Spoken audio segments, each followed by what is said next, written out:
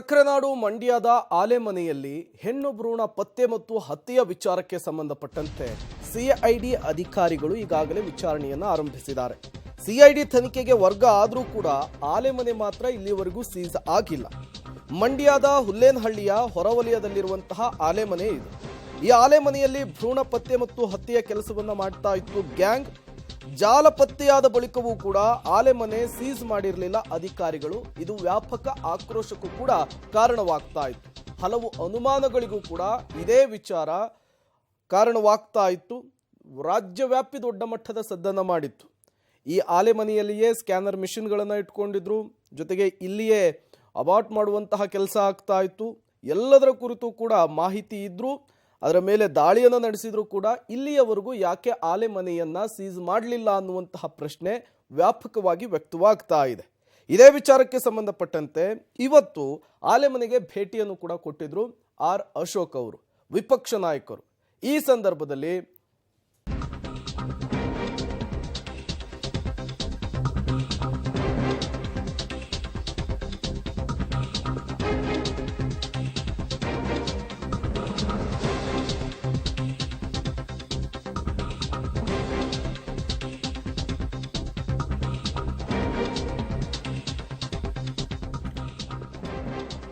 ಮಂಡ್ಯದ ಆಲೆಮನೆಗೆ ಭೇಟಿಯನ್ನು ಕೊಟ್ಟಿದ್ರು ವಿಪಕ್ಷ ನಾಯಕ ಆರ್ ಅಶೋಕ್ ಅವರು. ಈ ಸಂದರ್ಭದಲ್ಲಿ ಅಧಿಕಾರಿಗಳಿಂದ ಮಾಹಿತಿಯನ್ನು ಪಡೆದುಕೊಂಡಿದ್ದಾರೆ ವಿಪಕ್ಷ ನಾಯಕರು. ಆಲೆಮನೆಯನ್ನ ಯಾಕೆ ಸೀಸ್ ಮಾಡಿಲ್ಲ ಅಂತ ಹೇಳಿ ಸ್ಥಳದಲ್ಲಿಯೇ ಪ್ರಶ್ನೆಯನ್ನ ಮಾಡಿದ್ದಾರೆ. ಸೀಸ್ ಮಾಡಿಲ್ಲ ಅಂದ್ರೆ ನೀವೇನಾದರೂ ಇದರಲ್ಲಿ ಶಾಮೀಲಾಗಿದ್ದೀರಾ ಅಂತ ಹೇಳಿ ಪ್ರಶ್ನೆಯನ್ನ ಮಾಡಿದ್ದಾರೆ. ಆರೋಗ್ಯ ಇಲಾಖೆ ಮತ್ತು ಪೊಲೀಸ್ ಅಧಿಕಾರಿಗಳಿಗೆ ವಿಪಕ್ಷ ನಾಯಕರು ತರಾಟೆಗೆ ತೆಗೆದುಕೊಂಡಂತಹ ಪ್ರಸಂಗ ಕೂಡ ಮಂಡ್ಯದಲ್ಲಿ ಇವತ್ತು ನಡೆಯಿತು. ಇದೇ ಆಲೆಮನೆಯ ಹತ್ತಿರವೇ ಆರೋಗ್ಯ ಸಚಿವರು ಕೂಡ ಬಂದಿದ್ರು. ಇದೇ ರೀತಿಯ ಮಾಹಿತಿಯನ್ನ ಪಡೆದಿದ್ರು. ಈಗ ವಿಪಕ್ಷ ನಾಯಕರು ಕೂಡ ಬಂದು ಮಾಹಿತಿಯನ್ನ ಪಡೆದು ಅಧಿಕಾರಿಗಳಿಗೆ ಬಿಸಿ ಮುಟ್ಟಿಸುವ ಕೆಲಸ ಮಾಡಿದ್ದಾರೆ.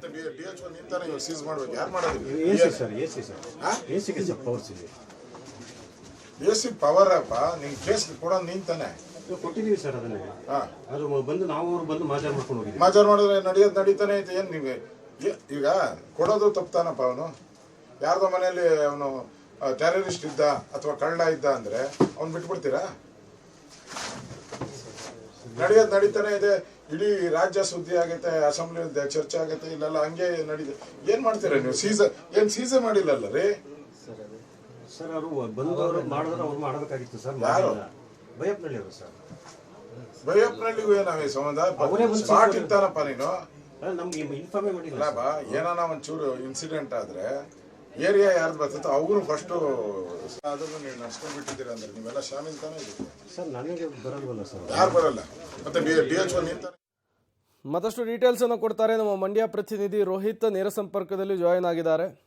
ರೋಹಿತ್, ಪ್ರತಿ ಬಾರಿ ಜನಪ್ರತಿನಿಧಿಗಳು ಬರ್ತಾರೆ, ಈ ರೀತಿಯ ಎಚ್ಚರಿಕೆ ಕೊಡುವಂತಹ ಕೆಲಸವನ್ನ ಮಾಡ್ತಾರೆ, ತತ್ಕ್ಷಣಕ್ಕೆ ಅದನ್ನು ಸೀಸ್ ಮಾಡಬೇಕು ಅಂತ ಹೇಳ್ತಾರೆ. ಇಲ್ಲಿವರೆಗೂ ಆ ಆಲೆಮನೆಯನ್ನ ಸೀಸ್ ಮಾಡ್ಲಿಕ್ಕೆ ಯಾಕೆ ಆಗ್ತಾ ಇಲ್ಲ ಅಂತ ಹೇಳಿ ರೋಹಿತ್. ಖಂಡಿತ ಅದೇ ಪ್ರಶ್ನೆಯನ್ನ ಸಾರ್ವಜನಿಕರು ಕೂಡ ಕೇಳ್ತಾ ಇರುವಂಥದ್ದು. ಪಬ್ಲಿಕ್ ಟಿವಿ ಸಹ ಕಳೆದ 1 ವಾರ 15 ದಿನಗಳಿಂದಲೂ ಕೂಡ ಈ ಬಗ್ಗೆ ವರದಿಯನ್ನ ಮಾಡಿತ್ತು. ಆ ಸಂದರ್ಭದಲ್ಲಿ ಅಧಿಕಾರಿಗಳೆಲ್ಲರೂ ಕೂಡ ಇದರ ಬಗ್ಗೆ ಕ್ರಮ ತೆಗೆದುಕೊಳ್ತೀವಿ, ಮತ್ತೆ ಆಲೆಮನೆಯನ್ನು ಸೀಸ್ ಮಾಡುವಂತ ಕೆಲಸ ಕೂಡ ಆಗುತ್ತೆ ಅಂತೇಳಿ ಕೂಡ ಹೇಳಿದ್ರು. ಜೊತೆಗೆ ದಿನೇಶ್ ಗುಂಡೂರಾವ್ ಅವರು ಕೂಡ ಆಲೆಮನೆಗೆ ಭೇಟಿ ಕೊಟ್ಟಂತಹ ಸಂದರ್ಭದಲ್ಲಿ ಆಲೆಮನೆ ಸೀಸ್ ಮಾಡುವ ಕುರಿತಾಗಿ ಒಂದಷ್ಟು ಮಾಹಿತಿಯನ್ನು ಕಲೆ ಹಾಕಿ ಜೊತೆಗೆ ಅಧಿಕಾರಿಗಳು ಕೂಡ ಸೂಚನೆ ನೀಡಿದ್ರು.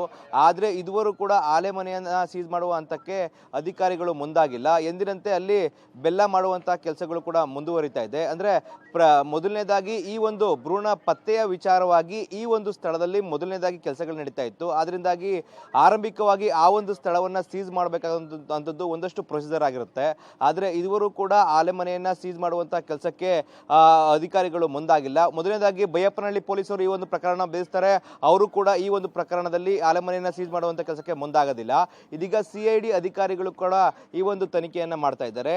ಈಗಲೂ ಸಹ ಆ ಒಂದು ಆಲೆಮನೆಯನ್ನ ಸೀಸ್ ಮಾಡುವಂತ ಕೆಲಸ ಕೂಡ ಮುಂದಾಗಿಲ್ಲ. ಸದ್ಯ ಇವತ್ತು ವಿಪಕ್ಷ ನಾಯಕರಾದಂತಹ ಅಶೋಕ್ ರವರು ಕೂಡ ಸ್ಥಳಕ್ಕೆ ಭೇಟಿ ನೀಡಿ ಅಧಿಕಾರಿಗಳಿಗೆ ಕ್ಲಾಸ್ ತೆಗೆದುಕೊಂಡಿದ್ದಾರೆ. ಜೊತೆಗೆ CID ಅಧಿಕಾರಿಗಳಿಗೆ ಫೋನ್ ಮಾಡಿ ಆ ಒಂದು ಸ್ಥಳವನ್ನ ಯಾಕೆ ನೀವು ಇನ್ನೂ ಕೂಡ ಸೀಸ್ ಮಾಡಿಲ್ಲ ಅಂತೇಳಿ ಕೂಡ ಪ್ರಶ್ನೆಯನ್ನ ಮಾಡಿರುವಂತದ್ದು. ಇದೀಗ ನಾವು ಅದರ ಬಗ್ಗೆ ಗಮನಹರಿಸಿ ಸೀಸ್ ಮಾಡುವಂತ ಕೆಲಸ ಕೂಡ ಮುಂದಾಗ್ತೀವಿ ಅಂತೇಳಿ ಕೂಡ ಹೇಳಿರುವಂತದ್ದು. ಪ್ರೇಮ್, ಥ್ಯಾಂಕ್ ಯು ರೋಹಿತ್ ತಮ್ಮೆಲ್ಲ ಮಾಹಿತಿಗಾಗಿ.